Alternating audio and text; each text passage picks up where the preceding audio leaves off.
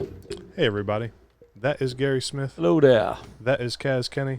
Hello. And I am Eddie Bramble, and this is episode 71 of the Blackwater's Edge podcast. 71.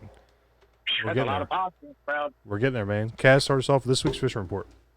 First of all, before we begin the fishing report, let's start off by talking about our good friends up at Angler Sports Center in Annapolis. Look, Angler Sports Center is our headline sponsor for our Snakehead Tournament Trail here in Dorchester County, and we can't thank them enough for getting involved and doing what they do to help us and to help make a statement to the community. Look, if you need fishing gear, if you need snakehead fishing gear, if you need hunting, if you need guns, if you need bullets, if you need socks, if you need shoes, if you need underwear, if you need soda, if you need cookies, if you need crackers, if you need anything at all, you can just about find it there at Angler Sports Center. So with that being said, thank you, Angler Sports Center, for doing what you do. Check out the live feeds, check out their fishing reports. They're there to help you too, just like we are. So look, fishing-wise, those of you that know, it was hot. You know, How hot? It's been hot this How last hot year. was it? Well, it was pretty hot. I mean, you look at them guys in tournaments, they came in and we had to douse them guys down with ice water and buckets and put them in cold baths. How hot was it? It was hot. Should we tell them you're remote today? No, yeah, but so we'll tell them what happened. So we I lost the keys to his last cage. night. I'll keep the chiggers out of it, okay? So I got this morning to take the dogs out, and as I'm walking out, you know, I keep Molly on a leash because she likes to gallop and chase things and not come back until she decides to. So I had her on a leash, and as I took one foot to step off the deck, she went between both my legs like a bullet out of a gun. And the rope caught my second leg and took that leg out from under me, and I went right down on my tailbone on the edge of the deck and then smacked the back of my head on the deck. So it wasn't very pleasurable. I couldn't get up. I laid there for a couple minutes. I think Molly was just like, what the heck happened? Because she sat there looking at me, and she wouldn't leave. So that was the first. Maybe I should act like I'm hurt more often. So we're working from home today, and we're going to do that. And to make matters even worse, I got chiggers all over the spot. Thought you weren't going to talk about them. Couldn't help it. You know, I was talking about it. Oh, my God. That's all you talk about. I just feel bad for anglers having to sponsor that entire story. Well, we haven't even talked about the fishing yet. That's what I mean. Oh, God, it's going to be a good show. I think we're going to have a lot of fun today, guys. I really, really do. Andrew's a hell of a guy, and I think we're going to do some really, really fun stuff. Let's talk about fishing down here in the Blackwater. So, carp, catfish, eels, snakeheads, few bass, and some of those bass are very, very big that we are seeing. Not much in the way of panfish that I've seen at all. Maybe a couple crappie over New Bridge here and there, a couple crappie over areas here and there. That's about it. But yeah, man, the snakeheads are here. A lot of them are paired up. There's lots of fry balls all over the place. If you're overlooking ditches, you're missing fish. I mean, there's a lot of fish in these ditches, and these people don't understand. I mean, these ditches, you know, last week, Gary can back this up. Last week we had water temperature over 110 degrees in some of the shallows here, you know? So you think about water that hot and think about them ditches. Them ditches got to be hot. But let me tell you what.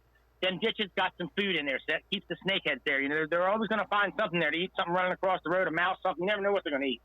So, you know, the ditches have been pretty hot for people that have been, you know, utilizing the ditches and the productive ditches. What is a productive ditch? A productive ditch is a ditch that's connected to a hot area. So if you got a hot area, look for ditches around that area, and you'll find spots that people are overlooking. As far as local stuff in the Chop Tank River, let me tell you this. So I do got to tell you this story. So I was down in a place here last week, and it's a roadside spot. And it's just a culvert. And as I was driving by, I had to look up, and there was this osprey. And you know how when an osprey is on food, they're just focused. Well, this thing was more than focused. It was like bent over 90 degrees looking in that water. And I'm like, man, he is looking hard. So I stopped the truck. I walked over, and I don't know who's going to believe it, who's not going to believe it. Nobody's going to believe it. I thought it was a little shark, and that's not what it was. And for those of you that know where I'm going with this, it was a 4-foot plus cobia in 2 feet of water coming into this culvert looking for something to eat. And it just kept swimming back and forth in front of that thing, man. I was so upset because I just kept thinking to myself, my God, that's like a dream. And if I could do it right here and catch it right here in the shallow water, man, nobody would ever believe this thing. It was massive. I'm not kidding you. I was just very shocked to see it. But that being said, cobia are in the rivers here. A lot of people don't know it, but they're coming in the little chop. They're coming in the big chop. They're up here. You know, they're around James Island. Nice trout out there. If you're going trout fishing, I had some friends here last week, put in Madison Bay. Went out there. They got some really nice trout, some really nice white perch. They were trolling for the white perch. That's what he told me. Chuck Prowse, one of the guys that was out there, and he got a 20-inch speckled sea trout. Actually, got speckled sea trout out there. He was just throwing twisters around and some stuff like that. But yeah, in the Big Chop Tank River, I mean, a lot of stuff going on. You know, you got crabs, you got jellyfish, you got regular fish too. So you know, you catch some rockfish, or catch some black drum here and there. We have heard some reports of some red drum. Had a guy the other day said he was out of the cove, pretty far out the Chop Tank River. The tide turned, started going out. And he said out of nowhere, he turned around, looked. All I could hear was splashing, and he said it was nothing but red drum just chasing stuff on that point. He went over there, started fishing. They couldn't get a bite. They're watching the feed all around. They just couldn't get a bite. So I don't know what that was about. So I do know up the bay, these guys are seeing a lot of salty stuff up around the Bay Bridge. They're seeing stuff that we don't normally see up there. So, you know, it's been hot. I mean, we haven't had a lot of rain, and the water's very salty. So even in the fresher areas here, it's a lot saltier than it normally is. Did you say not a lot of rain? You must not looked out the side the window today. It's 6.5 inches in the last 24 hours in Madison. You know, I'm saying for the year as a whole, you know what I'm saying? Did hit your head. We've had no volume of water. It's been low tide, low tide, low tide, low tide. We need some water, you know what I mean? No, you're right, because we've talked about it before. We haven't had a single. Yeah. I don't think we've had one or two flood tides the entire year. We had a couple early in the spring, but since then it's been neither one since. Yeah, you know, I got pretty much nailed for saying this last week, but we need some tropical storms, man. Yeah, don't say that. Let's see That'll get you some fans. Yeah. All the rivers, you'll be hearing from all the rivers. Yeah, man. Tell the kids. Yeah. But yeah, so over in the Nanticoke, a few blue cats here and there, rockfish, white perch, and spot. There's actually a lot of spot around this year, you know, a lot more than I've seen in years past, in my opinion, and a lot bigger too. So I don't know, up the bay, them guys up there, we talked to some of them guys this week, you know, they're saying there's a lot of snakeheads up there. We did a tournament this past weekend with MR Bass and the Maryland Waterways Foundation up there, and we had a really turnout. And we'll talk about that at the end of the show, because I want to talk about the gut sampling that we had going on with the biologists and what we were seeing. Oh my God, man! I think everybody's really, really blown away to see that amount of forage in their stomachs. You know what I'm saying? Well, I think Jim was having fun going through those fish. He was going through them quick too. Yeah, and I think Jim was having so much fun, because you're having fun when them fish got stuff in them. You know what I mean? Right. So that's about what I got on the fishing report. Let's see. I know our good friend Dave Sikorsky over there at CCA. We've got the Great Invasives Chesapeake count. What you can do there is, if you want to harvest an invasive species, you can register that fish. And what's the website there, Eddie? The link? ccamd.org/count. And you can sign up there and get yourself registered, and look, you get free prizes. It's free. It doesn't cost anything. You sign up, register your fish, and hey, join CCA while you're at it. You know, give them a little bit of money. They're doing some great things out there to help the ecosystem. You know, they're really, really doing some stuff with these reef balls. And, you know, they really got a big thing going on here at the Chop Tank that we really haven't gotten into yet, with underwater cameras on the rock piles, so that you can see in real time what's really here in the river, you know. So we'll know when white perch are coming. We'll know when the trout are coming. And we'll know when the rockfish are here. We'll know when the drum are here. We'll know when the crabs are here. So it's going to be really neat to see how that goes. You know what I'm saying, Eddie? And if you join CCA and you come to the weigh-ins at our next tournament, you're automatically entered to win a free pair of Costa sunglasses. Yep. So that's fun. Man, I need a new pair so bad. I'm going to register 4 times this week. No, you don't. So with that being said, our good friends at CCA, the Great Invasive Chesapeake count, and look, we can't thank them enough for all the things they've done, sponsoring our tournament and being there to support us. And we got a lot of other stuff going on too. I don't want to get into. We'll talk about later. We got some more tournaments coming up that we want to promote.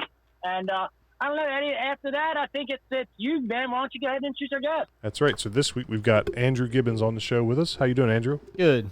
So for those who don't know, why don't you give a quick background about yourself? So I am born, raised here in Carroll County area in Maryland, and I left for a while, did my enlistment with the Marine Corps, came back, police officer now, and I do a lot of bow fishing and hunting throughout the Maryland area, mostly on the west side. I don't get over on the east side a whole lot, but last 2 years, spent a lot of time down either southern Potomac or up on the northern bay, chasing some snakeheads with the bow fishing. And prior to, and like I said, do a lot of whitetail hunting on the western Maryland as well as Carroll County area, and that's pretty much it for what I do. A lot of archery stuff, a lot of archery. And you also got your wife with you, Amanda. Is that right? Yeah. Yep. Wife Amanda's with him as well. So, Andrew, I want to talk to you a little bit about this bow fishing stuff. I want to talk about a lot of stuff. Before we get into all these great things that you're into, let's talk a little bit about your early years, growing up, when you got the bite, when you got the itch, when it came together for you, when you decided, hey, man, I want to be in the outdoors. Tell me a little bit about that. Well, my dad's been a big outdoorsman for his whole life. So growing up, he got me started early. Started going out with him hunting when I was 5 or so. And the first time he took me out in the tree stand when I was about 5 or 6, he ended up killing a little buck, which was also the first buck he ever killed with a bow. So that was a pretty cool hunt. And that really, really got me started into it. And by the time I was turning 8, he got me my first bow. I did my hunter safety course and killed my first deer with a bow when I was 8 years old on opening day that year. And haven't really stopped since. I've been greatly prefer bow hunting to anything else. I use rifle as if I've had a rough bow season, rifle's just my time to pretty much get some meat. Fill the freezer for us. Yep. That's what we use it for. Like this past year, I harvested a pretty good buck with the like 140 class 8 point. Oh, nice. That I harvested at the house. And that was opening day of rifle. And I had seen him several times throughout the season, and we had watched him for the last like 2 years. We've been watching that deer and hadn't managed to get him in bow range. So come rifle, I kind of figured if I saw him, I was going to get him. And sure enough, afternoon opening day, I ended up getting him. So, I've been trying to work on management hunting for a long time now. I don't like to shoot small bucks. I like to let them walk.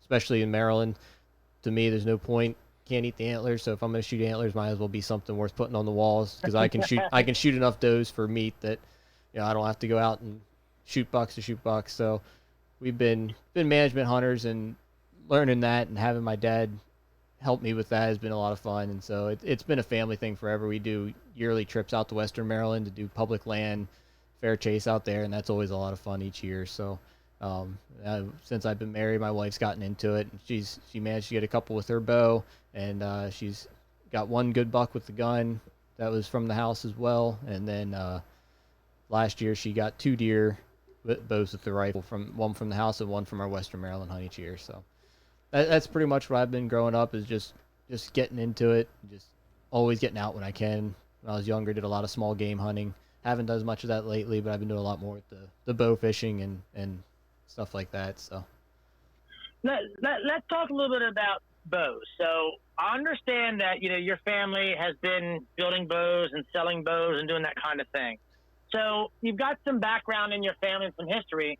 How did that play out for you? I mean, is that kind of how the bow hunting got so intriguing to you, just because you guys were like coming up with this new stuff and things? Tell us a little bit about that, like the history with you and your dad and what you guys kind of did. So my dad always likes to do stuff himself. He's a jack of all trades, one of those people that there's nothing I've found that he can't seem to do. And he's helped me try to become that. I've done a lot of housework, stuff like that we've learned. And so growing up, he always did all his own archery tuning and stuff like that. And probably almost 20 years ago now, he decided he was going to do a part-time archery business, and it's county line archery. And so through that business, I've learned a lot about setting up bows, tuning bows. And because I have a longer draw length than my dad, I'm a little taller than him. Most people don't have more than about a 30-inch draw length for tall guys, so I shoot 31 inches. So pretty much any time he had a bow that was more than his draw length, I tuned it and stuff like that. So and we competed growing up through the NRA's Youth Hunter Education Challenge. It was a really fun program I did from 8 to 18, and actually did one national level competition. I think I placed 5th in archery at the national level of that, and I think I won about 8 out of the 10 years for my division when I was doing archery growing up. And you did other things, there's shotgun, stuff like that through it. So, but as far as the archery goes, like I said, doing the archery business with my dad's been a lot of fun. I've really gotten into setting up the bows and learning how to tune them and getting them tuned right so you can shoot, whatever broadhead you want to shoot with them. And like I said, that's come over. I do a lot of his work when we sell any type of bow fishing bow. I usually set it up and get it out the door for him. And that's pretty much where that's all been. Is just started off just us doing it for fun at home, and gradually turned into the business. And he doesn't do a lot of business out of the house. It's just a word of mouth type thing. But we've helped a lot of people through Carroll and stuff. But overall, we do a lot for friends and family, and just more fun than anything. Yeah, it sounds to me like you're not really worried about how busy you are, but more or less about how good you are, and that's kind of a good way to be. Yep. Kaz, before you ask your next question, let's do a quick giveaway. We're going to give away a Booyah Pop and Pad Crasher here, and it's going to be sponsored by the Land Group. Our good friend Rob Fryer. Look, my friends, if you like hunting, if you like fishing, if you're looking for that perfect piece of property, if you're looking to retire, if you just had enough of the world, you need to get away. Rob Fryer is your go-to guy over the Land Group. Look, if you want deer hunting property, you want turkey hunting property, you want people hunting property, if you want fish hunting property, if you want people hunting property, you can get whatever you want from Rob Fryer, okay? So make sure you reach out to the Land Group and check out their page over there on Facebook, and you can see some of the listings they got there, or send Rob Fryer a friend request and say, hey, I'm looking for that dreamland, and I understand you sell dirt, and Rob will make sure that you get what you want. So we're going to give away a Booyah Pad Crusher, and for that Pad Crusher, Eddie, what do you want to say, bro? Come on. Let's go with that again. Ribbit. I like the autocorrects from that. Ribbit, and that's your frog. I didn't think about that. I was really telling you not to do it, but no, you're right. That was good. So Andrew, yeah, we have to see somebody put that in there. So what do we put in there, Eddie? Ribbit. Okay. So Andrew, let me ask you this: have you traveled anywhere in your adventures, like hunting and fishing? I mean, let's talk about hunting first. Have you gone out of state? Is there anything that you've hunted? Is there anything on the bucket list that you have not found? My bucket list would be an elk hunt out west. Always wanted to do that. Just haven't had the time or opportunity to do it yet. But I have done some hunting down North Carolina. Tried a bear hunt down there, public land fair chase bear hunt that we didn't see any. We found some sign, didn't see anything, and towards the end of the hunt, we learned that we were in an area where they run dogs for bears, and that's pretty much it. So unfortunately, we were trying to do a fair chase hunt for bear without a whole lot of knowledge of the area. It was a public land area out western North Carolina, and they said when we found out that they run dogs out there, and pretty much if you don't have a dog, you're not going to get a bear. So Right. that's one thing I'd like to do. I've drawn a bear tag once in Maryland. My wife and I both drew one the same year. We went out, did some public land out in western Maryland that year, and we found some sign. Talked to some other hunters that had wounded a bear on the property that we were out at Mount Nebo out there, and but we didn't see any that year. So I've got a friend of ours, one of my wife's friends, they've got a farm up in northern PA that we want to try to do a bear hunt up there with them one year. It's one thing we've been trying to get together. We were thinking maybe this year, but I don't know if we're going to get around to it this year. We've got some other stuff in the works. We're hoping to do some stuff out in October, try to take my boat out to Deep Creek, try to do some walleye fishing and a little bit of bow hunt. We'll probably do a bow hunt or two while we're out there for that, see what we can find. But and I've done a lot of fishing out in Wyoming. I've got family out there, so last year we went out, did a lot of fishing out there, walleye, trout, and I've done it several times over the years. It's always a good trip to get out there with them. But as far as hunting goes, like I said, bucket list would be an elk somewhere out west. Just haven't had the time to do that. So two things. So you just said you wanted to go bear hunting. Jeremy, quick, wherever you are out there, send me a message. I want to get this man out there with you in West Virginia. He's a police officer. Let's get him out there. So my friend Jeremy, he is a biologist. He came here to help us with our snakehead, and he was the guy who found the otolith in the snakehead head and how to get it out so easy because he's a walleye guy out there and does all the sampling and things like that. He knew the walleye had the otolith in there where it was in their head. So he looked in the snakehead's head and went the same way for walleye, and he found that otolith. So you mark my words, I'm going to get you set up with Jeremy, and we'll get you out there, and we'll get you on a bear. I can promise you that. And this will be this, you ain't even got to worry about it. We got you now. So you get that. Good. You'll get that from us. Now, when you go to Wyoming, we got our good friend Jim Zumbo out there. Gary, tell him about Jim Zumbo. Yeah, Jim's, well, he's a big fisherman, but he's also a huge hunter. Yep. He's a writer for Outdoor Life for years. For years, yeah. Yeah. Good guy. So we'll reach out to him and see if we can't get you hooked up with somebody out there to get you an elk tag. How's that? That sounds awesome. Okay, so we've done a little traveling. We haven't been so successful. We got some stuff on our bucket list. Do you ever want to go to New Zealand? I always want to go to New Zealand and kill one of them red stags. New Zealand would be cool. I've seen the stag hunts. There's some really cool looking animals that, like I said, I think before that I want to do a elk hunt in the States, but the New Zealand red stag would be a really cool hunt. Yeah, too. elk's probably the only big game that I'm even interested in. I'd like to go elk hunting, but I've said I'm this not before, really but interested in big game. if you're going to go elk hunting, you might as well just go up to Canada and go caribou hunting, because that's the best meat I've ever had my entire life. I would like to do a caribou hunt. It's delicious. I'd love to hit all the big ones: Yeah. moose, caribou, elk. Caribou is by far my favorite game I'd be a good elk hunter, I bet you. Say that again? I'd be a good elk hunter, I bet you. No, you wouldn't. Oh, I would. You know why? Because I'd sit there nice and quiet until it got 3 feet from me, and instead of the rifle, I'd have a 45 in my pocket, like bam, bam, bam, got. You hear me? I think you'd be good bear bait. We're hunting bear with live bait today. You ever see that movie Heavyweights, where they tie up to the tree and rub honey all over? I'm here with my good friend Kaz. He's our live bait for today. Hey, that bomb was all sticky when we went out to that Frederick Sportsman show and did that talk out there. Would you guys put honey on me when we went out there? I don't know what you're talking about. Western Maryland, that's all. All right, so let's start talking about some fishing. Andrew, what is your first fish that really you can remember? I mean, do you have that bluegill day with somebody? Do you have that first bass on your brain? Do you got a first trout? Tell us a little bit about fishing. How'd that break for you? My dad took us fishing all the time. We did a lot of farm pond hopping. So like my early fishing time was always spent catching bass, bluegill, and farm ponds. We've done a lot of wading of streams. There's like the North Branch of Patapsco in the Finksburg area. We'll go hit that. And we've caught a lot of different fish down there, everything from smallmouth, brown trout, rock bass, creek chubs, all kinds of stuff down there. So that's how I grew up fishing. We had a boat that we took out on the bay, and we'd do some catfishing and stuff out on the bay years ago. And we did some crabbing out there. It's one thing that we want to set my boat up to do some crabbing again, because we haven't done that in a long time. We have two 600-foot trout lines that have been sitting around doing nothing for a while that we've done fairly well with it in the past when I was growing up. So, we tried to do a variety of things with the fishing, like I said. But a lot of the fishing in Carroll County is just farm pond hopping, and that's always been one of my go-tos. Is just That's good stuff. Yep, just Nice bass in farm pond. hop between farm ponds, That's right. catch 30, 40 bass out of a couple ponds, and it's always a good day. So you're in Carroll Hold on, Kaz. County. Before you go any further, let's do another giveaway. We got a koozie here. Got a koozie here from CCA that's sponsored by the Bait Boyz.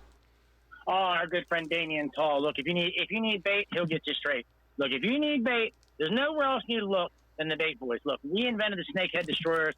We invented the perch pounder. We invented the crappie crushers. We invented a lot of things. But our biggest thing that we ever invented was the Snakehead destroyers. And I'll tell you what, we really, really got our name on the book with that. And Damien did such a great job of distributing and getting it out there. Look, if you need any bait, you can reach out to Damien here directly. You can find him on the Bait Boyz Facebook page. You can send him a message there. Or if you're at the Woolford, get his number off of the cooler there. You can get in touch with him. So you need bait in your area, reach out to Damien, the Bait Boyz, and we will get you straight. I got what they got to say. I've got it. What are we giving away? It's a koozie. And here's what they got to say to get it. It's got to be good, Eddie. Boozy koozie. Ooh. Boozy koozie. Let's see what autocorrect can get us with that one. Let's see what autocorrect does with that one. Oh my God, I almost said something I shouldn't. But anyway, okay. So back to the fishing. So you're in Carroll County. I want to talk about Liberty Reservoir. You fishing at all? I've fished it a few times. Like I said, a lot of my, if you call it Liberty, is that North Branch of Patapsco where it flows in. I've fished a lot of that area, like I said, for smallmouth, catch some bass in there, and the brown trout. We've been getting into some brown trout down there. Actually, not too long ago, I caught about a 21-inch brown trout out of there. So nice. that was a good brown trout that we caught out of there. So it's now, these brown trout are native, or are they stocked? They are native in there. I think they were probably stocked at some point, but they're all native brown trout. There's a breeding population in them in there that is, you can tell they're not the stock trout with the rounded off fins and stuff. They've all got their normal fins, and they've been catching more of them than anything almost at this point, especially cold weather. We've been going down there in like January, February time frame and doing some fishing with them, trying to catch them. And usually we catch a handful. There's last year I think my dad and I went down there. We each caught one that was over 20 inches back to back out of the same hole. So that was pretty cool. That's awesome. Nice. So have you heard of? I mean, are there snakeheads in Liberty yet? Have you heard? Have you heard anybody say they've seen them? I have not. I've spent some time looking. I patrol that area, and I've spent some time checking the boat ramps and looking in the water to see if I see anything up that way. I have not seen any personally. I know that they are in Loch Raven, from what I've heard, which is which is close to that. The gunpowder flows up into there, and we know they're all in the gunpowder. But as far as getting into Liberty, I have not seen any. I have not heard any. I've talked to a bunch of DNR guys, some of the guys that patrol the Carroll area. I've gotten to know pretty well, and they have not seen any or heard of any being caught out of there. I know, to my knowledge, nobody's been caught dumping any in there. I may or may not know of some places in Carroll where there may be a pond or two that they may be some in, that I found out through DNR, and I've personally seen them in there, but they're private ponds that I'm sure somebody dumped them in. DNR doesn't know how they got there, but other than that, I have not heard of any in Liberty. It'd be one of those things, be a very crazy thing to find them in. It'd be a double-edged sword, because you'd have your diehard guys that love to go fish for them that would be super happy to find them there. But then at the same time, there's all the bass fishermen and the guys that do all the perch runs and the crappie runs that show up in there, and I'm sure they would be real disappointed if the snakehead showed up. Yeah. So. But plus the striper fishery is absolutely amazing. Yep. Is there in private ponds? So those are the only places you've heard of in Carroll County where they may be at. Is that what you're saying? Yeah. I haven't heard of them anywhere else. I'm sure if they made it into Liberty, they would probably do pretty well in there, because it's got a lot of fingers that are shallow, and a lot of it, unless you've got an electric boat, nobody's really in there. So there's a lot of electric boats that fish it, all the reservoir runners and stuff. But there's also a lot of it that it's hard to access, or there's a lot of places that you can't access on Liberty. So, if you were to get snakeheads in there, I'm sure they would probably get a pretty strong foothold before anybody really knew they were in there. So, you know what I was thinking? No, we don't know. I don't know half the time either. So, what made you want to start shooting and going after snakeheads? When did you first start getting into this? I started doing a lot of bow fishing when I got out of the Marine Corps. We bought a boat, got a 16-foot John boat, and I set it up for bow fishing. And that evolved over the course of about 4 years that we kept changing it. And then we sold that boat this past January, and I bought a pontoon boat to be able to take more people out and get a little bigger platform. So it's a 20-foot pontoon boat. And we really started doing most of my bow fishing with boats on the northern Potomac. And so far, at least not that I saw in the last few years that I bow fished, we didn't see any snakeheads up there. I heard a lot about them, heard they were good eating, and was just kind of getting tired of shooting just carp and not really being able to do much with them other than take them to my farmers that we hunt at. And I was giving them to them for compost and fertilizer and stuff. So we decided we wanted to try to chase them. So last year was the first year we really went after them. We were going down to Mattawaman Creek off of the southern end of the Potomac there. We got into some, and we cooked them every way we could think of. The first round we shot, I think it was like 4 or 5 of them. It wasn't a great night shooting. And it was the first night we went out, so we came home, and that next day we cooked them every way we could think of. Different grilling methods, just fried in a pan, deep fried, everything we could come up with, and really couldn't find a bad way to cook them. So deep fried's always the answer. Yep. Cubed and deep fried is one of the best. Blackened on a grill is really good. You can either blacken them with just straight pepper or use Old Bay has been our go-to. One of those three is usually our go-to. And so we found out they were good and decided we wanted to chase them a lot. And like I said, last year, anytime we went after them, we were going down to Mattawaman. It was a longer drive, it was like a 2-hour drive for us.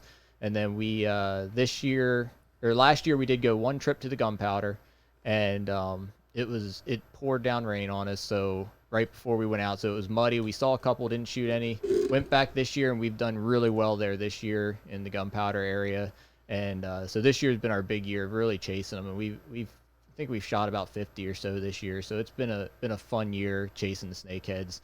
And we've kind of shifted a little bit. We're trying to find the big blue cats and get some big blue cats on the upper bay. I know I can go down to the Potomac and get them, but I'm trying to find some up here where it's not a 2-hour drive to get them. Well, I mean, Hold on, Kaz. Hold on, sorry. Kaz. Before your next question, we have another giveaway. Hey, we're giving away stuff too fast, man. We need to slow down.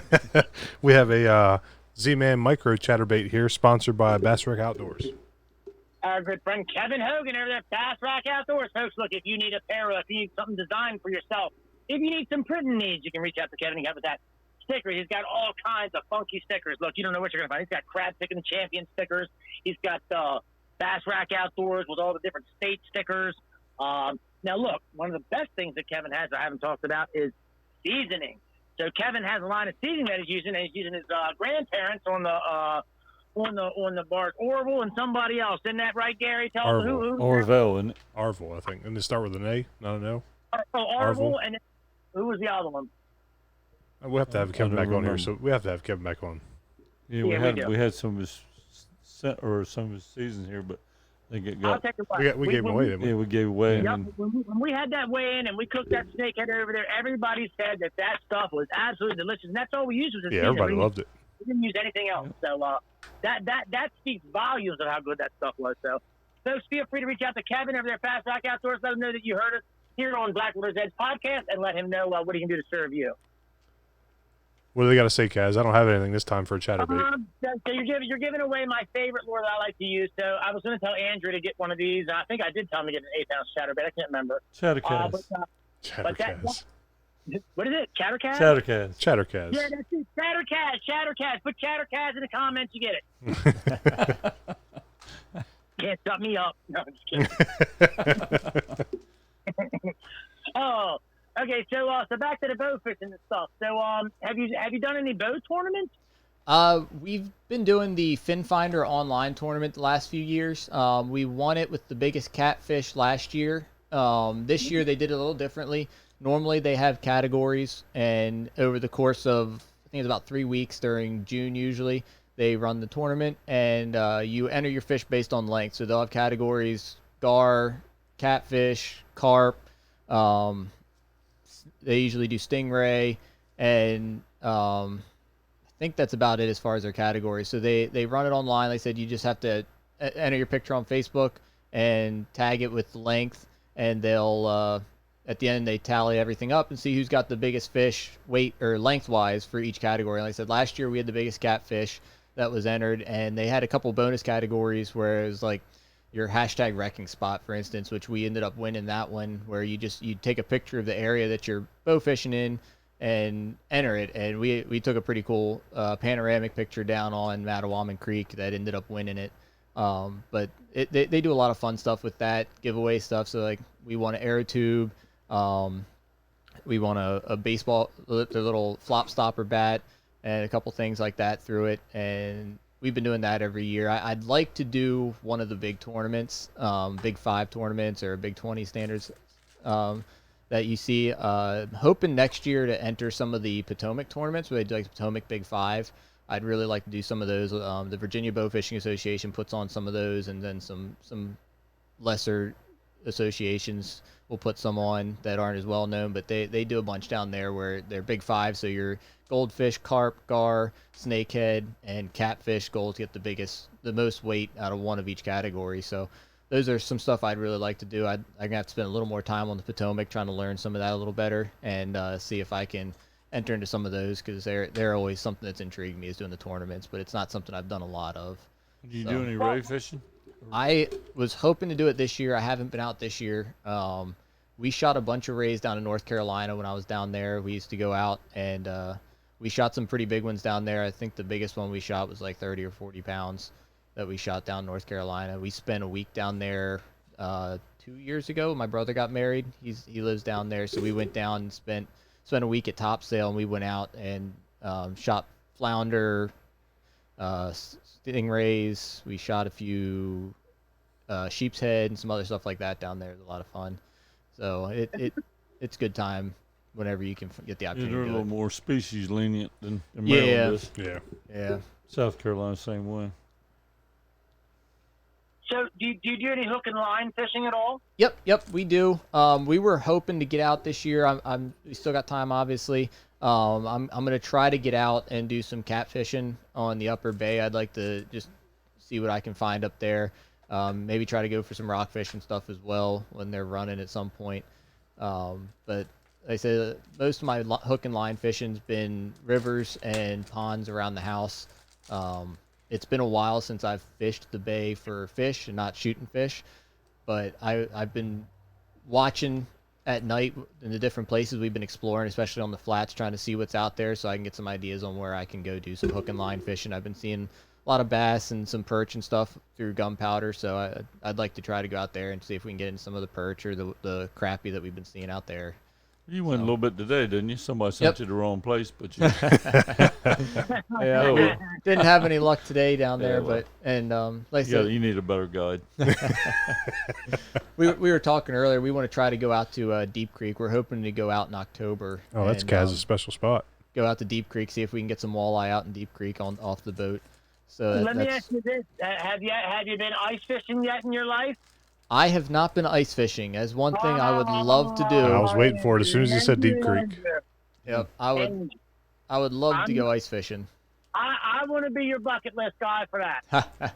Sounds good. You give me a time and I'll go ice fishing with you. I'd love to do it. I got a hut. We'll have 80 degrees in there. We'll be in our t-shirts and boxer shorts, jigging yellow perch. You just lost a customer. You beat me to it, Gary.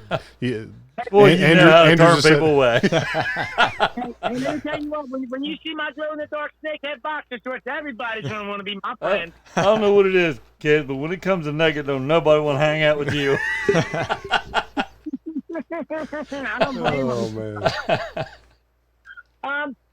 So, Andrew, let's talk about, can we talk about your career? What do you want to know? No, I mean, I think it's important, that first of all, that I thank you for your service, both in the military and as a police officer. I know that the world needs to really, really understand that police officers are really, really good people. You know what I'm saying? And I think that the world has tried to maybe tarnish some of that. And I think that we need to make it more clear to the community how special police officers are and how good-natured people they are. I'm sure you're not one of these guys out there just doing the next wrong thing. You're that guy out there doing the next right thing. Yeah. So let's talk a little bit about your career. I mean, when did you become a police officer? I've been a police officer now since 2016. I was in the Marine Corps. I graduated high school 2010. January 2011 is when I left for boot camp. I did 5 years, so I got out January 2016, and then by September 2016, I had started the academy. I went through Frederick City's Police Academy, and when I graduated from that, I was hired by the Sheriff's Office in Carroll County, so started working there. Got through field training, and I started working down the southern end initially.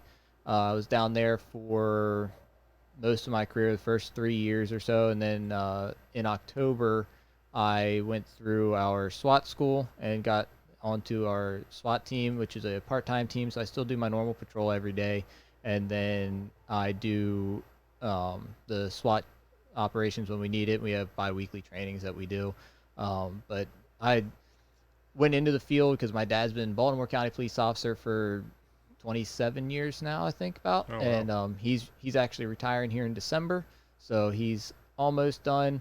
But I did ride-alongs and stuff growing up with him once I was old enough, and just really liked, the field, and that's just where I decided to go after the Marine Corps. Is kind of didn't want to re-enlist once I got married, so my fallback from if I didn't re-enlist was to look into law enforcement. So that's kind of where I've been. That's what I've been doing.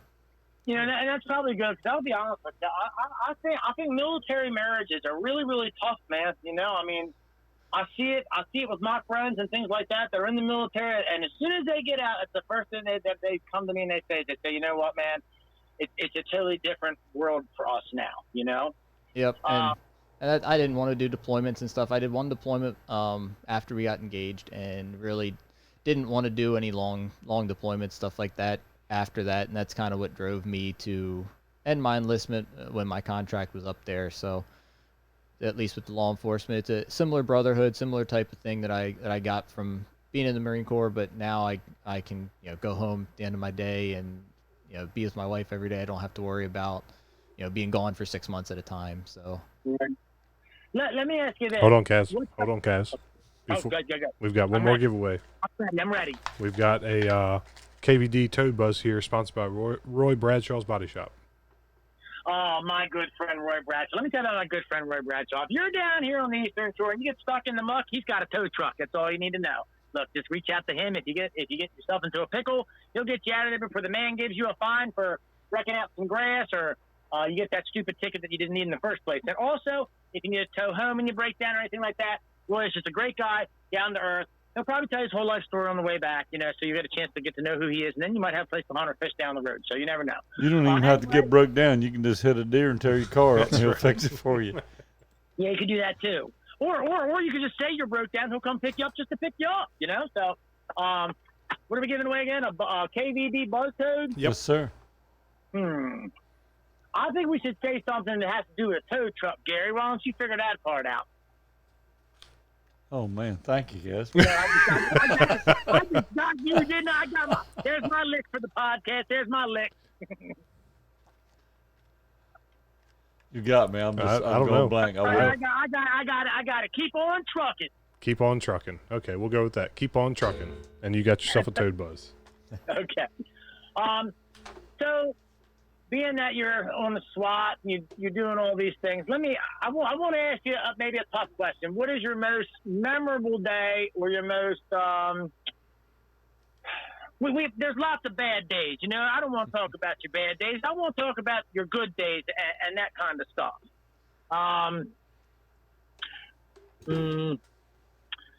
So what is your most memorable day so far as a police officer, in a good way? Something that you did, or something that happened that you went home and you smiled about? Your best feel-good moment.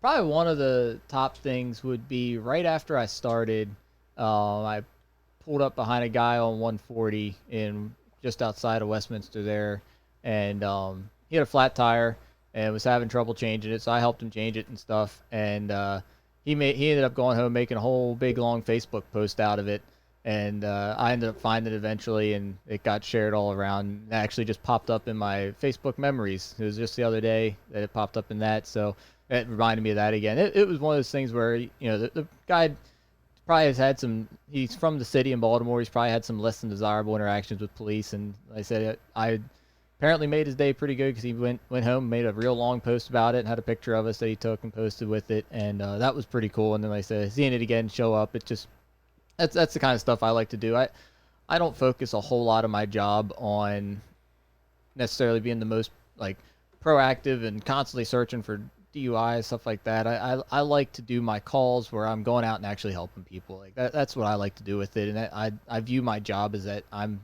there to help somebody in their time of need, whether they're just having an argument with their neighbor, or I've handled suicidal subjects that have been pretty crazy. So that's the part of my job that I like doing, is just being that person that can be there for somebody in their time of need, not necessarily that person that's putting them in that position of where they're in a time of need and putting them in those. I really hope the people out there are listening to you right now, because folks, this is a police officer that's talking to you from the heart, and we don't get to see that a lot. So I want people to keep that in mind, that that what you're sharing with us is actually very emotional, and it's an emotional connection that you have made with the public, and man, that is just awesome. That's what it's about. I've always said, me and Eddie always say, and Gary, everybody thinks we're rich. We ain't rich. What we are rich in is, I don't know what the word is, but we're rich in helping people. You know what I mean? That's what we do. We want to help people back too, no matter what. We're rich in the blessings. We're rich in life. Yeah, that's it. I think the biggest problem in today's society is everybody is so focused on the negative concepts, the negativity, the drama, and it's fuel for people, and it just sounds to me like you have separated that, and that you're doing what you're supposed to be doing. And I gotta say, man, I mean, just what you just shared with us, that's what the community needs to hear, because a lot of people out there think what that man may have been thinking too. You know what I'm saying? Yep. So just the fact that you can show that different side to the community, I think that's what's most important, and you're doing it, Yeah, but my county, Carroll County, is awesome county to work in. We're very well supported by the public. It's really nice working there.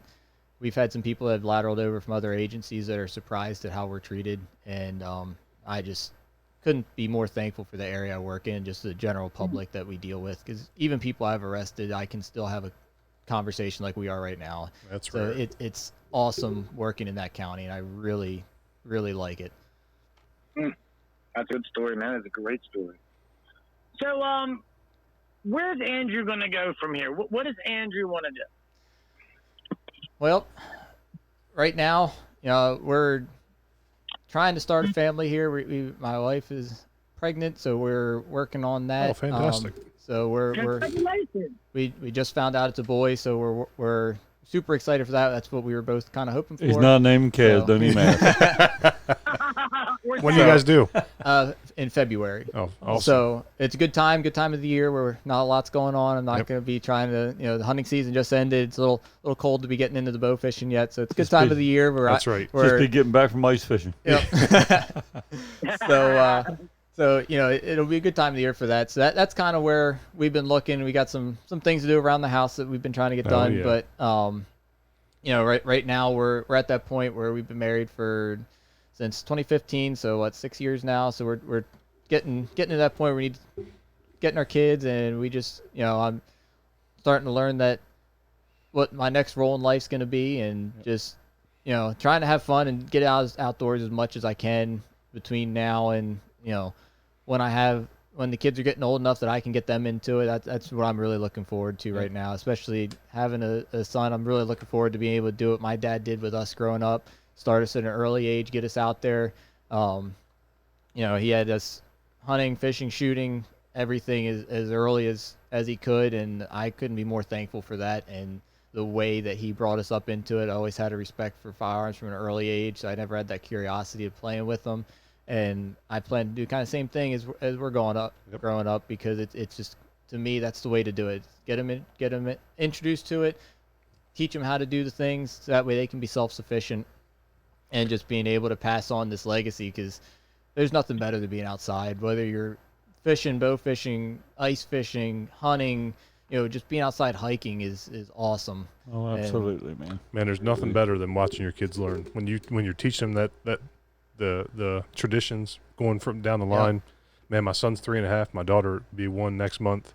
There's nothing better. It's a great experience. I'm really looking forward to it, and just being able to pass on everything my dad's taught me, and be able to try to fill the shoes that he was for me, man, and turn around and pass that stuff on to the future generation. Nothing better. And you just hit that on the head with that word, pass it on, man. That's what I say all the time. These guys all the time want to talk to us about fishing spots and this and that, and oh, man, don't burn this spot, don't burn that spot. Man, I don't protect spots. You need a spot, we're going to help you out. You know what I mean?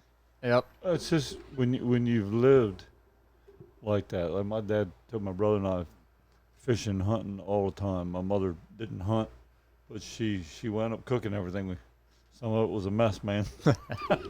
And small, little fish and all, but she'd still cook them. Man, speaking of, I forgot to tell you all this before the show started. You know what today is? Today is my 1-year anniversary from when I got sick last year. Oh. I was just no doubt, it just popped in my head because I said my daughter's going to turn 1 next month. Yeah. It's today. Today, a year ago. You're doing a lot better. Yeah, a lot better. A lot better now. I remember that's why I was crying that day. I was thinking, he just had the baby and he's in the hospital, and I was, dude, I'm telling you what, you don't have any times I love the baby. Now Kaz is down today. Are you really down, Kaz, or you got an outstanding parking ticket or something in Carroll County? Well, he didn't have any paperwork with him, man. You probably should have just come on in. I did have that accident last year in August in Carroll County. Was that in Carroll County? Yeah. Oh yeah, that's why you stayed on. It all makes sense now. Wasn't nothing wrong with it. Oh man, it's been a good show, man. I'm really glad you came out here today. Seriously, It was a good time. Absolutely, it was a good time. We appreciate you coming out. I haven't been to the Blackwater area. Most of my time coming over here, we've gone down to Ocean City a time or two growing up stuff, but I haven't spent a whole lot of time in Blackwater. So it was nice. We just, did a little fishing, did a little driving around, see the area. Definitely would like to come back and and try some more fishing down this way. I've always heard it's really good fishing and stuff back here. So it's one thing I. Here's the deal. I'm gonna do my best not to fall on my ass next time you come. And also, if you guys want to come back, Gary has lodging available, and he is a guide. I'm sure he'd be interested in taking you guys out. Kaz, you've already scared him off when you talked about your glow-in-the-dark Snakehead underwear. He's not coming back anymore. It's lockable. You can lock the door when you get. What we didn't tell him is that Gary dropped me off the night before, and when you come out there, I come out running looking like the Swamp Thing. Yep. Yeah. You don't even have to dress up for that. But you know what I was saying before when Eddie was talking about is when you growing up that way. You know, I've been very fortunate in my life. I got to do a lot of that stuff when I was younger, and I still do it now. But I've also seen a lot of other things, traveled a lot, and I haven't been in the service, but I've been very fortunate, been able to travel. And I really don't want any more than that, man. It's the best that it is. You know, I just love it. And it's neat to see a couple that are going to have a family and going to raise their kids to know, you know, what it's like to live like that, because so many people don't have a clue. Yeah, that's the truth. And I think the most important thing is that we have to pass this on. You know, too much is getting lost as time goes on. Like the stuff that was passed on to us is not getting passed on. You know what I'm saying? Yep. Well, there's an interest, Kaz. There's a big interest. I was over to Blackwater yesterday at the refuge with my cousin. He went to get his senior pass, and there was a young fella in there that just moved to Salisbury. He went to school to Salisbury, and he was living somewhere over on the Western Shore, and he just moved back down here, and he wanted to get into second deer hunting. And he asked me, you know, do we know anything about it? And I said, a little bit. And I told him, he said, you know, what kind of gear and stuff? I said, you need 3 things: flashlight, another flashlight, and extra batteries. I said, then, you know, after that, you get the luxuries, but insect repellent, stuff like that. But you got to be able to see while you're out there if it gets dark. Before I forget, we've got our angler spot of the week here. This is Ed. I'm going to make sure I say this. Barshaw. He's the one who won the kayak division tournament, and these were his winning fish here at the kayak at the Snakehead Bash this past weekend. So Ed, stop in here at Woolford store, and we'll get you hooked up with a MEPS lure here, and that's our snakeheadlife.com. Oh, we forgot the sponsor for that, Horseman Enterprises. Go ahead, Kaz. What's that? Horseman Enterprises. Oh, Horseman Enterprises. Look, Horseman Enterprises, my good friend Benny and my good friend Alex. Look, if you need boat work, if you need crabs, if you need soft crabs, if you need shrimp, if you need rockfish, if you need anything like that, Horseman Enterprise is the place to go. Look, if you need a diesel motor repair, these guys are diesel experts, Caterpillar preferably. They can turn wrenches on Caterpillars, and they'll have them things screaming going down the water. Also, transmission experts. So if you got transmission problems in your boat, he can help you with that. That's all I got. So yeah, that's Ed, and he won the kayak division at the Snakehead Bash. Ed, stop in your store, and we'll get you a MEPS lure here for your Snakehead angler spotlight of the week. Do you want to talk about that tournament for a minute? Yeah, go ahead. Okay, so for those of you that don't know, we had the opportunity this past weekend to go up to the Dundee Creek Marina and co-host a Snakehead tournament, the Snakehead Bash. First annual Snakehead Bash, Invasives Beware, sponsored by MR Bass, Maryland Waterways Foundation, and Blackwater's Edge. For those of you that were not there, and if you missed it, we've got some links up, and you can watch that on Blackwater's Edge, snakeheadlife.com, or the Bait Boyz page. You can watch that weigh-in that we did live while I was there. So we had a lot of kayakers, we had a lot of boaters, and we had a lot of fish caught. I think we had 19 kayaks and 29 boats, if I remember right. Yeah. Something like that. Yeah. 19 kayaks, 29 boats, and I mean, we checked in a lot of fish. I don't know what the 70-some fish, I think. Yeah. Mm-hmm. I don't know what the total number fish count was. 70-something, Kaz. I don't remember what it was. It was over 70. Over 70. But the cool thing was we had biologist Beth Versack, and we had biologist Jim Thompson up there, and they were gut sampling fish. And if you didn't get a chance to see any Jim Thompson's post, you may want to check them out, because those folks out there that think snakeheads are not eating everything, we got it. We showed you. They're eating everything. They're not just eating one thing. You know, they're eating everything. Some stuff we didn't even know what it was. Yeah. They had it in their gut, though. I mean, we had a lot of stuff. We had carp, we had perch, we had snakeheads, we had something that we weren't sure if it was a bass or a rockfish. We had mad toms, we had eels, we had grass shrimp, we had crawfish. I mean, we had just about everything that swims in that water. Okay, so that was really good for people that have been sitting there in their mind wondering if the stuff we're talking about is real or is this just baloney that we're making up, okay? So once again, we were able to back up the stuff that we've been standing for and we've been trying to present to the public. The biggest fish of the tournament, I think, was Greg Hall, if I remember correctly. Is that right, Eddie? I think Yes, it was 9.02 or 9.12. I can't remember. And it was 30 and a half, I think. 30 and a half inches long. That was the biggest fish of the day. And the coolest thing is, I remember we had two fellas that weighed in. They only had 3 little tiny snakeheads, and they were Tickled to death.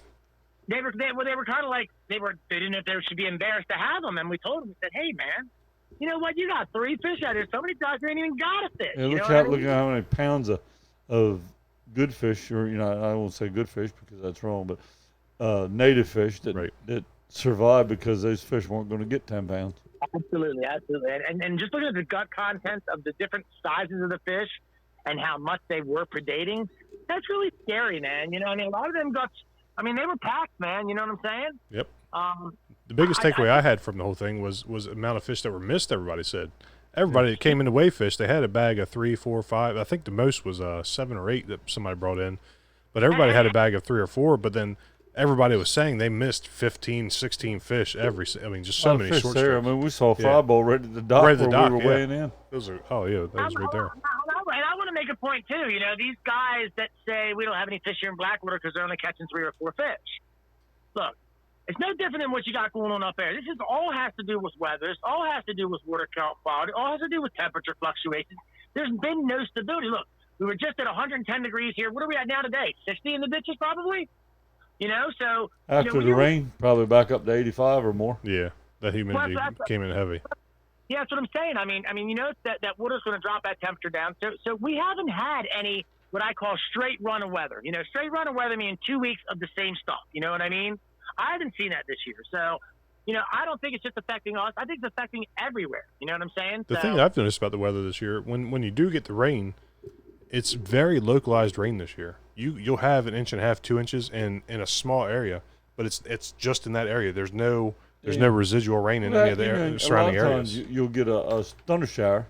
In 15 minutes, boom, it's gone. Yeah, that's what I mean. We've been having 3 times this week. We've had thunder showers, and they're all night long. Yep. It doesn't keep. But it's been, like I said, it's been localized. The thunderstorm's gone, but it keeps raining. It's weird. I was talking to a guy this morning, and he said you had all that heavy rain right here in Woolford, but you go down the other side of Oldfield Road, and you have 0.4 of an inch. It's just it's very localized.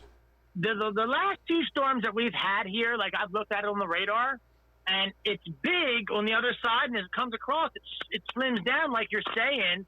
And like you said, localized. It's like here yesterday, oh, my God, dude, it rained so hard for like 4 hours. It was unreal, It seemed kind of real.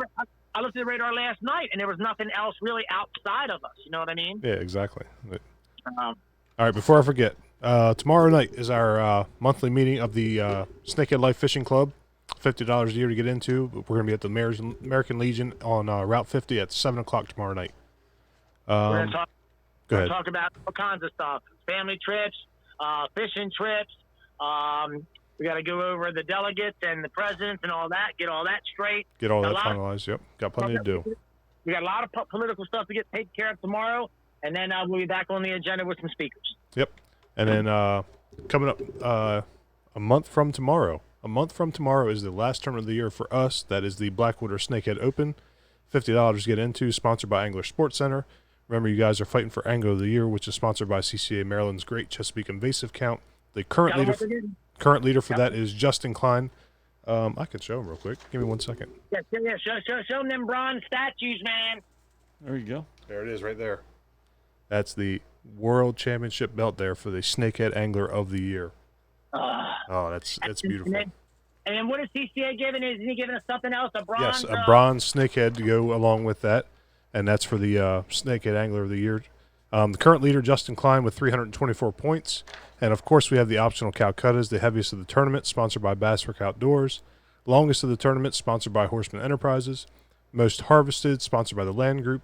Heaviest of the year, which the current leader is also Justin Klein with 9.55 pounds. And that's sponsored by the Bait Boyz. And our free-to-enter youth division, sponsored by Roy Bradshaw's Body Shop. And all those... the Calcuttas, not include the kids, of course, but the Calcuttas are $10 each, and that's all I got. Oh, we got the the winners of the giveaway. Hold on a minute. Now, before we go anywhere, let's talk about the kids division this tournament. We had more kids show up the last time. We want Yes. as many kids down here. I want to see 1,000 kids. I don't. 1,000 That's kids. too many kids. Okay, I want to see 20. Kaz is buying candy for all of them. You just scared them all away. I'm taking all their candy. What are you talking about? I'm taking But yeah, so we had more kids this past tournament than we ever had before, and it was a great turnout, and they had a lot of fun. I love seeing all the kids fish. I mean, they Willie didn't have quite the good show they had the first tournament, but he still put on a good show. But yes, you know what we might do next year? Maybe we'll make in the kids division like a championship belt for the kids or something. yeah, we'll definitely do. Oh, that'd be cool. If we do a kids angler or something like that. Yeah, we'll look into that next year. There's probably a lot more kids want to do it. Yep. Okay, the winners of the giveaways today. The Booyah Frog Ribbit was TJ Henson. Kapow! The winner of the CCA Koozie was Tyler Smith. Kapow! The winner of the Z-Man Micro Chatterbait was John Caldwell. Kapow! The winner of the KVD Toad Buzz was Jay Kwan. Kapow! What you got, Kaz? I don't have any more one mores, I don't think. We talked. Oh, wait a minute. One more. So let's talk a little bit about Port Deposit. Okay, let's just put the bug out there. Let these folks know. September the Speaking 26th. of that, yeah, I was about to say your poster's wrong that you posted the other day. The poster says June 20th. I called Dan. I said, Dan, what did you do to me? He goes, It was in their email Yeah. that the date was wrong. He said it was just a mock flyer, so that we'd go back in and see what we needed to add to it after we looked at it. I was like, well, you should have told me that. I put it on Facebook trying to advertise for June 20th next year. So you give the correct date for that. Right, so September 26th up in Port Deposit. We're going to have a kayak division and a boating division. I think we're going to limit. What did we say the limit was to boaters? Trying to remember here. 50 boats, 50 kayaks. Wasn't that it? I think it was something like a 50 and 50. But give me 1 minute. I can look real quick. Just give me 1 second. You're on the clock. 1, 2, 3, 4, 5, 6, 7, 8, 9, 10. We don't want you to sing. I can count to 10. Okay, so the first prize winner, everything's going to be around $2,000. And let's see, that's with how many boats? That is based on. Did we put the boats here? That would be based on 50 boats. I think that's based on 50 boats, isn't I it? think we based it on 50 boats. That's how we did all. Okay, so in the kayak division, you're going to have $1,000 for the winner. You're going to have $400 for second prize, and then you're going to have another second that's going to win a kayak. Okay. And then we got the entry fees. So the entry fees are $100 for boaters, $50 for kayakers, limited to 50 contestants on each side. All registered receive an official tournament shirt. Clark's Fried Fish will fillet. No. Everybody- They took that off. They took They that off? said that in the email, I think. Okay. What else? So they're going to have Calcuttas, $10 Calcuttas for the longest fish, most fish over 8 inches. And then they're going to do like a total most fish there. I think we're going to add a kids division to this also. We haven't done that yet. What else? It's going to be a really good time. And the town of Port Deposit is really, really interested in doing this. This will be their first tournament they put on. So we're proud to be involved with that, North Bay and everybody else, and helping to get this thing together. And that's the weekend after ours on the 25th, right? Yep. So next month's going to be our last busy Walls to the Falls. So after we're done Walls to the Falls next month, then we can relax, I think. Can't we after that? Yeah, if you say so. And it's hunting season. We're going to got to get ready for the Maryland Snakehead Festival. I forgot. Oh, never mind. I wasn't saying I'm going to be quiet. I'll be quiet. Don't worry. Let's see. That's all I got. You guys got anything else? No one more for me. Really. No one more for you. Got any funny replies? Oh, What's yeah, that? the autocorrects. Let me go through the autocorrects real quick. Let's see here. We've got. I'm waiting for. I got one in my mind. I'm waiting here to come. We had River Rivet. We had Hoozy Koozie, Floozy Floozy. Yep. And then the last one was Chatterfax instead of Chattercats. That's pretty good. Well, let's do this. Let's give away some free crabs. What do you think? Yeah, give away your crabs. All right, it's time. It's now. The Sunday Funday giveaway on Tuesday, the Blackwater's Edge podcast. So look, folks, if you need some crabs this weekend, we're going to have some absolutely huge crabs again this weekend. Soft crabs this weekend. I think the catch is going to be much, much better. We had a storm come through on Saturday, hurt us on Sunday. things are stabilizing a little bit more out here in these rivers. We're seeing the numbers coming up as we go through the week. So I think by the time we hit Friday, we'll have a good number of crabs. We'll have all these crabs coming off the shed. They'll be added to the catch too. We're going to have some shrimp. We're going to have some scallops. We're going to have, what else did we have this weekend? We'll have some calamari up there, some squid. You never know what I'm going to show up with when I come out there. Calamari and squid? What's that? Did you have calamari and squid? Don't confuse them. Yeah, well, calamari rings, then I had whole squid. Never mind. Gotcha, I know what you're doing. All right, so let's do it. I'm going to give away 2 dozen crabs to somebody. Are you ready, Eddie? I'm ready. 2 dozen for CJ Faded. Kapow! 2 dozen for Hong Kim. Kapow! And now I'm going to leave you with my little crabby jingle. I know Andrew's going to jump in there, him and his wife there at the end. I know they. Don't do it. All right, folks. My crabs, they have 3 first names. It's heavy, full, and fat. Hey, I should do this from home more often. My dogs are over here dancing around. My crabs, they have a 4th name. Absolutely mustard pack. So if you ask me where they're from, they're all from right here on the Eastern Shore. Little Chop Tank, Big Chop Tank, Tillman Island, along the river, Nanacoke. If you ask me where they're from, they're 100% guaranteed Maryland #1. At the crab stand, here's a fact I know for sure you're coming back. Kapow! Kapow! And a big kapow!